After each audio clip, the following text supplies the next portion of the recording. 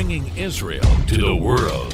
This is IBN News. With news of Israel, I'm Susan Michaels. According to U.S. Secretary of State Antony Blinken, the Biden administration plans to move ahead with plans to reopen the U.S. consulate in Jerusalem, saying we'll be moving forward with the process of opening a consulate as part of deepening those ties with Palestinians.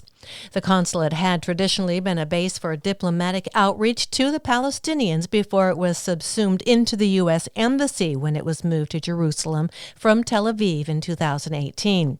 Speaking at a Washington news conference with visiting Israeli Foreign Minister Yair Lapid and United Arab Emirates Sheikh Abdullah bin Zayed Al Nahyan, Blinken stopped short of setting a date for the reopening, which is opposed by Israel's new government.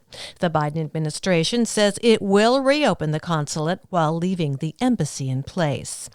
Concerning Iran, U.S. Secretary of State Antony Blinken said time is running short for them to return to compliance with the 2015 nuclear deal, and Washington would look at every option to deal with the challenge presented by Tehran. Speaking at the joint press conference, Blinken said, "We are getting close to a point at which returning to compliance with the JCPOA will not in and of itself recapture the benefits, because Iran has been using this time to advance its nuclear program in a variety of ways."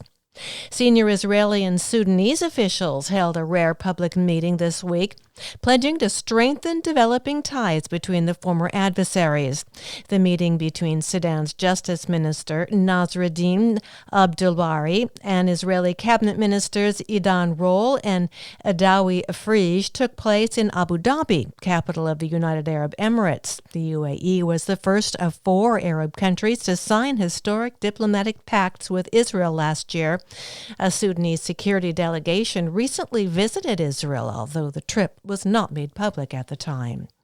And Israeli ambassador in Guatemala inaugurated a street this week named Jerusalem, the capital of Israel, the 27th street in the country to be named after the city in the past 2 years. I'm Susan Michaels. IBN, Israel Broadcast Network.